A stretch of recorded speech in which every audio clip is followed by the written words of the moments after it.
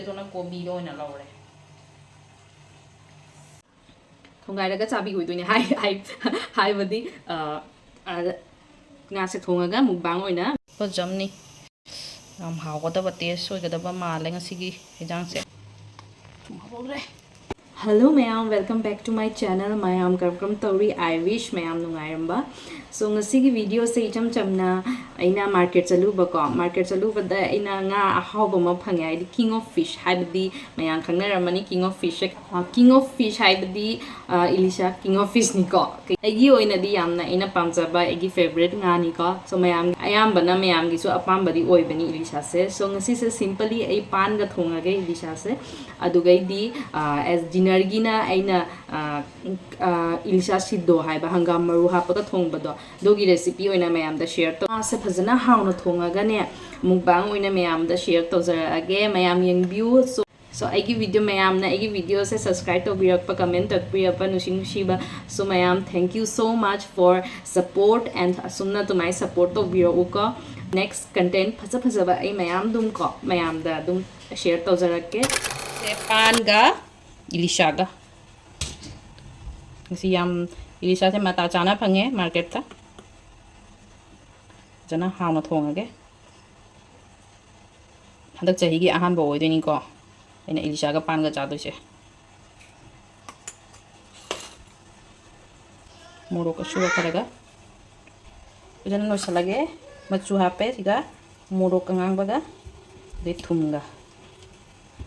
ko jana se no salani ko ngasi se simple ma thonge ti lo sunam amta hapta bida yenam ga tawna thonga doin nga pi sing se phajai yamna dugai di nungdang da na ina magi ko kaino sidho haidra akogi bhappa haibani bengali da ilish ma cher bhappa haido adusu thonga ga mayam ta ulake ko ai dona ai style da thongdoni so marinate tawra thamani nga tan ko de ngaurani nga se pajan se on tawrage akoi swaida nga chada ba su mayam yawi nga ka nga chak chada ba modi ekdam sumaina manam kaladi moy complain tawrakra bani kai thongine poli noi dama agro poni ko punna society ma da lai basi namaki kain problem so adjust tawna chatta ba nga jombi buna ai ni ke local chanate porta ma sin chanie sangga dengare porta ma ka kari ore ma ko dam da sara dengare nga che thawai na pam jadi se ai kani ko yung siga ngona ngam thawa pong nga se chaji ko to mama oina takpira padi Elisha se jamna karak oina ngauga noi ko jamna khanga noi dum kapuka bokta ngauraga dum lokek ko ada di ma how do mang ya Elisha gi ngasi ayam ka piam na ngaura roi ngauga lore sama ngau lore thonggal lage ko e lem ba thau ti ga dum thonga ge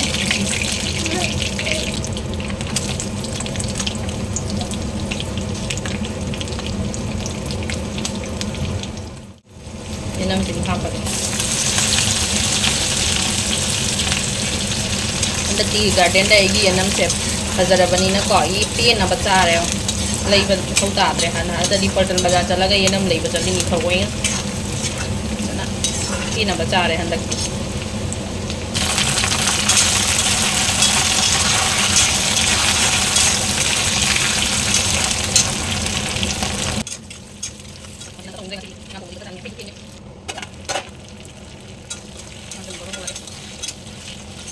Masala phadi gom ga dugi jira ga hapge ko ila sumaina kupna dum haji asuba dukan di lor ga ne masala se how te ab smell yamna lakte ba se sumaina baga lak sura ga hapasina ne how ya ko sura ge ni sa sai nang da tui pan su mulle su hapage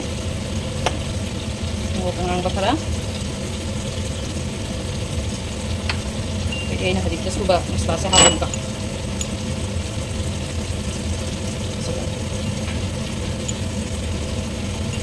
Lagyan ng silikang powder.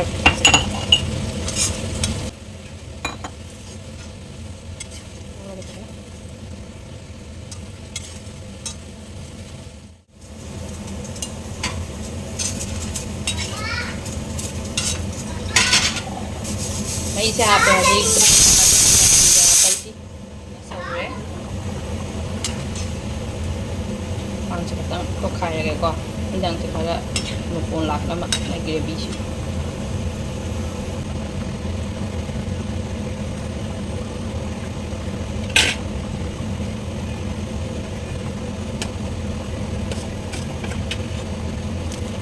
ꯁꯤꯁꯨ ꯉꯥꯛꯆꯔꯒꯦ ꯁꯧꯍꯜꯂꯒꯦ ꯉꯥꯛꯇꯪ ꯐꯗꯤꯒꯣꯝꯁꯦ ꯑꯩꯅ ꯁꯣꯏ ꯊꯝꯕꯁꯦ ꯍꯥꯞꯆꯜꯂꯒꯦ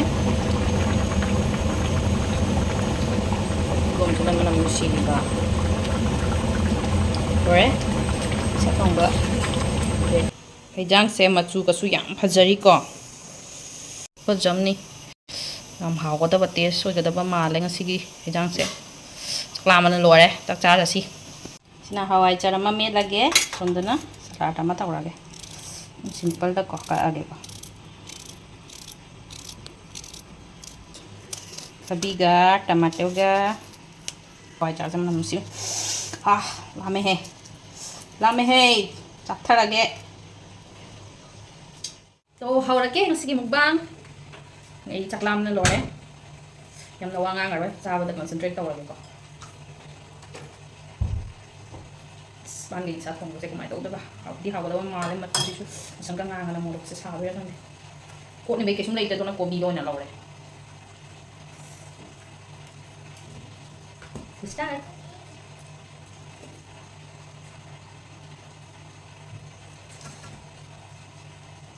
ꯍꯥꯏꯅꯤꯡꯉꯥꯏ ꯂꯩꯇ꯭ꯔꯦ ꯍꯥꯎꯕꯁꯦ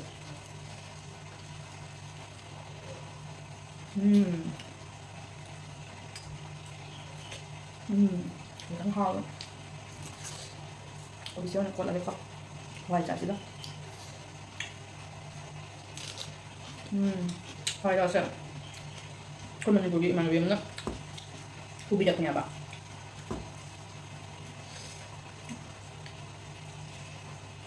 ꯏꯃꯥꯟꯅꯕꯤ ꯑꯩ ꯀꯃꯥꯏꯅ ꯊꯤꯅꯔꯨ ꯍꯥꯏꯕꯗ ꯑꯩꯈꯣꯏ ꯁꯣꯁꯥꯏꯇꯤꯁꯤꯗꯁꯨꯅꯦ ꯌꯨꯝ ꯃꯔꯤ ꯃꯉꯥ ꯃꯩꯇꯩꯒꯤ ꯑꯩꯈꯣꯏ ꯃꯩꯇꯩ ꯃꯆꯥ ꯂꯩꯌꯦꯕ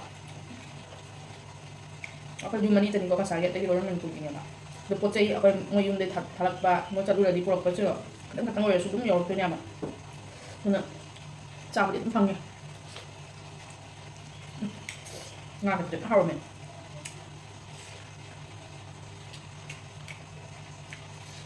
ꯍꯋꯥꯏꯖꯥꯔꯁꯦ ꯑꯩꯅ ꯃꯣꯔꯣꯛ ꯑꯉꯥꯡꯕꯗ ꯃꯦꯠꯁꯤꯟꯕꯗꯣ ꯌꯥꯝ ꯁꯥꯏ ꯍꯪꯕꯗꯨꯗ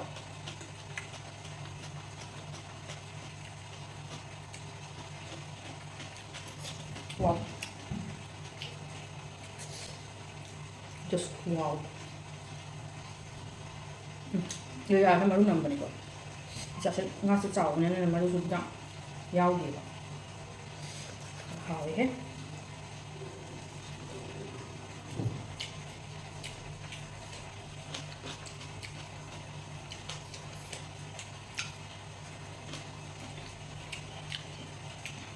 ꯑꯩꯗꯤ ꯍꯋꯥꯏꯖꯥꯔꯁꯦ ꯀꯪꯅ ꯆꯥꯅꯤꯡꯗꯦꯕ ꯁꯨꯃꯥꯏꯅ ꯂꯣꯏꯔꯤꯉꯩꯗꯅꯦ ꯅꯣꯏꯉꯩꯗ ꯍꯥꯎꯋꯦꯕ ꯍꯋꯥꯏꯖꯥꯔ ꯃꯅꯝꯁꯦ ꯍꯋꯥꯏꯖꯥꯔꯒ ꯑꯩꯈꯣꯏꯒꯤ ꯈꯨꯡꯗ꯭ꯔꯨꯝꯒ ꯊꯣꯡꯕ ꯍꯥꯏꯅꯕꯅꯤꯀꯣ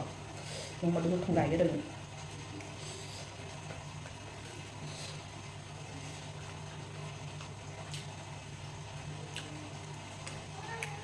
ꯃꯨꯛꯇ ꯐꯖꯅ ꯁꯥꯝꯃꯦꯕ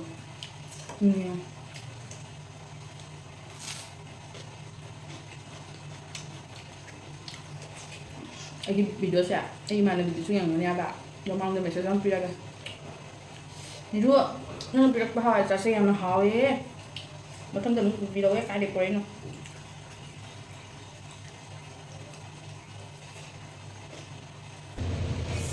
ꯃꯀꯣꯛꯁꯤꯃꯨꯛ ꯆꯥꯔꯒꯦ ꯁꯝꯀꯣꯛ ꯈꯥꯏꯔꯒꯦ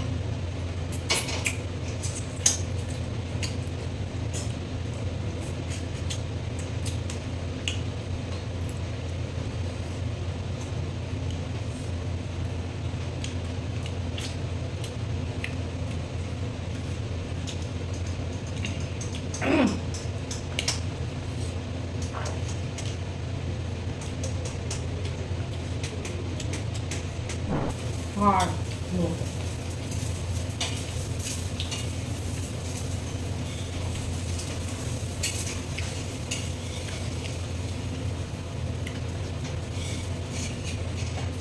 ꯍꯥꯎꯔꯦ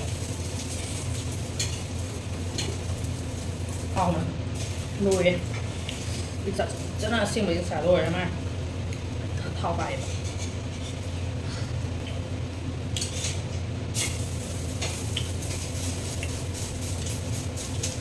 ꯂꯣꯏꯔꯦ ꯄꯦꯟꯅꯕ ꯆꯥꯔꯦ ꯍꯥꯎꯔꯦ ꯑꯗꯨꯒ ꯍꯩꯊꯈꯤꯒꯦ Guys, lunch टी लोरेको सो आई नुंगथांगी डिनर की प्रिपरेशन में हो रहे वीडियो अनिमक अइना कंबाइन तौरबनिको रेसिपी अनीगी तो हजिक थोंदोसिना इलिशा अखोले मव खरा अइना थंबदो अदुगी सिद्धो थोंदोइमीको सिद्धो हाइदी अखोगी स्टीम द थोंदोइनी दो बेंगोली द इलिश भापा आइना फेमस वैसे डिश से सो ngasi आई स्टाइल द थोंगनिको एक्चुअल द से अखोगी जामना स्टीम ओइनाने सिंपल रेसिपी निको so aina khatang duga agi tips kara ko hapcharage so hawrasi ilis nga se hana akhogi haldi machu mayam sangani ko dugaimu aduga akhogi hangam maru amubaga angaubaga ne chamas amamam tawna dum ani se paste semaga ne do ready tawrani paste siga aina happy sen thum khara adugai morok atekpa khara ko do an haldi khara hapaga sumaina paste se ready tawrani ai nga piece ani tang lo bani na ko hangam maru su ani chamas ani tang lo re dugai sumai piece se phajana sumai nga siga tosalani aba ko tiffin